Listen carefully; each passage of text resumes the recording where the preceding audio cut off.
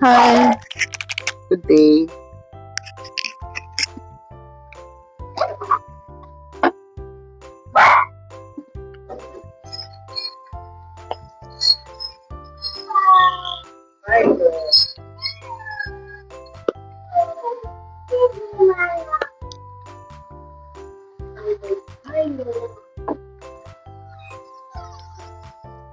So, wala akong vlog kahapon kasi tinamad ako. So, ngayon ako mini vlog.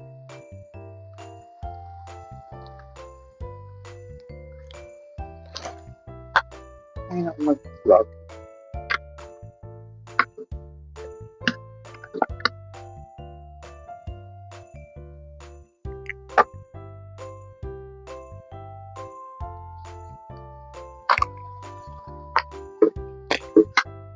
So, kumusta naman yung araw nyo today? So, another day, another blessing. Tama? Another day, another blessing. Parang nag-leak yung nito. Parang nag-leak siya. Oo nga, nag-leak nga siya.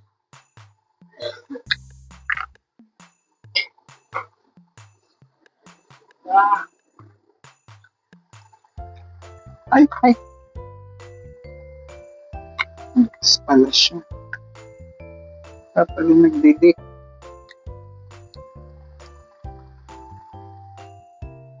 Wait lang guys. So, magbubukas muna tayo.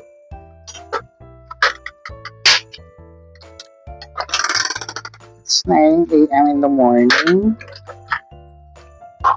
So, hi, hello, good morning. This is Kimchi G. So, dito na ako sa aking favorite na pwesto. Okay. So, tsaka kahapon kasi, it's my 8th year anniversary in my business. Dito sa salon na to. So, 8 years ang bilis. So, nag-umpisa ako sa salon ng wala talaga. Walang client kasi di naman ako nag-start sa salon. Nag-start ako sa bar. Sa bar. So, nag-aayos ako ng mga buhok ng mga babae doon, makeup. Then, may konti kaalaman naman sa paggugupit ng babae. Pero sa lalaki, hindi talaga. Tapos, sa pangkukulay, meron din. Pero hindi totally yung professional na hair colorist. Hindi. Tapos, nauso yung ribbon. So, yung mga alaga ko mga girls, i-ribbon ko sila. So, maganda yung outcome niya. So, virgin hair. When it comes to virgin hair kasi, maganda. Pero, depende pala yun. Depende sa buhok ng client. Kasi minsan, kahit virgin hair, kung damaged hair siya, kunwari, nagpa-plancha siya everyday, nagtutulog siya, mahilig siya mag-style ng buhok niya, masisira yung buhok niya. So, medyo delikado rin siya. Medyo delikado rin siya. Pwede siyang ma-damage. Kasi, damage na yung buhok niya, tapos i-reban mo, kung mata-damage lalo yun. So, careful lang tayo kasi may experience na ako sa ganun. So, sa una talaga, magkakamali ka. May times na magkakamali ka talaga. Di naman natin maiwasan yun. So, pag nagkamali ka, doon ka natututo. Wala naman nag-umpisa sa perfect talaga. Perfect pa virgin hair pag makapalikid na ng buhok. Perfect yung pagkakariban. Pero pag pinaulit mo sa kanya ulit pag nagkariban ka, for sure, may sunod na yun. Kasi yung proper way niya na alam niya lang na hindi siya, na nilalagay yung gamot na lalagyan niya lahat. Susunod yung na, yung sa baba. So, may technique yun. So, lahat naman kami, nag-umpisa sa walang alam. Lahat tayo, nag-umpisa tayo sa walang alam. Pero, natututunan kasi yun eh. Natututunan yan. At the same time, matututo kapag nagkamali ka. Para sa susunod, alam mo, ganun pala. May experience talaga. Kasi nag-aaral din naman ako ng cosmetology. So, sa pag-aaral ko ng cosmetology, hindi rin naman ako natuto eh. Kumbaga may guide lang. Pero sa paggugupit, hindi talaga. By experience ka matututo. Kapag nagkamali ka talaga, hindi ka matututo.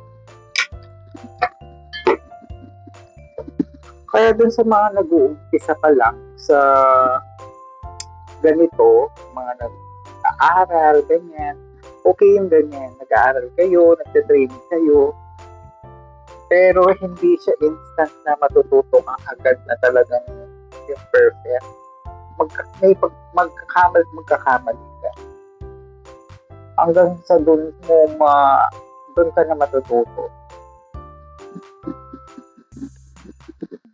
Ako kasi dati mga basic color lang yung alam ko. Hindi ako nag-mix. Hindi ako marunong mag-mix. Hanggang sa natutunan ko ng mag-mix, kung paano mag-mix ng color, kung kunwari wala akong ganun na kulay. So pag-aralan mo, minsan yung mga putol kong buhok, kinukuha ko yun yung kahit ganyan lang kaliit, ginugoma ko siya. Tapos, doon ako nag-experiment ng buhok. Ganon. Nag-start ako ng 2018, wala man nakakilala sa akin. Lalo sa may nakikilala sa akin yung mga alaga ko. Kaso, yung mga alaga ko kasi nalalayuan sila. So, yung iba naman, gumanda yung buhay, nagpunta ng ibang bansa, umuwi sa kanila. So, more on Visayas tsaka Mindanao. So, wala talaga. Tapos, nag-start ako sa business ng mababa yung price. Mababa. Tapos, yung gupit ko sa lalaki, 80 pesos. So, yung sa babae is 100. Kasi sa babae ako expert. So, sa lalaki, nilakas ako lang yung loob ko. Marunong naman ako, kaso basic lang, hindi totally yung malinis. So, kahit hindi maganda, kung magustuhan nila, babalik din sa'yo pag gusto nila yung gawa mo, diba? Ganun naman talaga. After yung nagugupit ako ng lalaki, pinapawisan ako. Kasi hindi ko talaga alam paano ang gupit ng lalaki. May times na may tanghausan lang tibak-tibakan. So, deadman na lang ako. Lakasan lang ng loob. Hanggang sa syempre 8 years, natuto na ako. Alam ko na rin yung mga technique kung paano linisin yung paano magtupit ng malinis sa lalaki. Actually, lalaki yun mahirap gupitin kasi sa babae, pag natibak yan o nasira, hindi naman halata. So, patapos na naman yung mini vlog kasi bukas na naman tayo magchika-chika pa sa mga buhok-buhok, about sa ano nagsimula. Itutuloy natin bukas siya. May part 2 para may pinag-uusapan tayo. Para at least nakikilala nyo ako, diba? Sa mga hindi pa nakikilala nyo. So, hanggang dito na lang ang aking mini vlog, A Day in My Life. Thank you so much sa panonood. Follow nyo ako. I-subscribe nyo ako sa aking YouTube channel. Thank you so much. God bless po. Bye.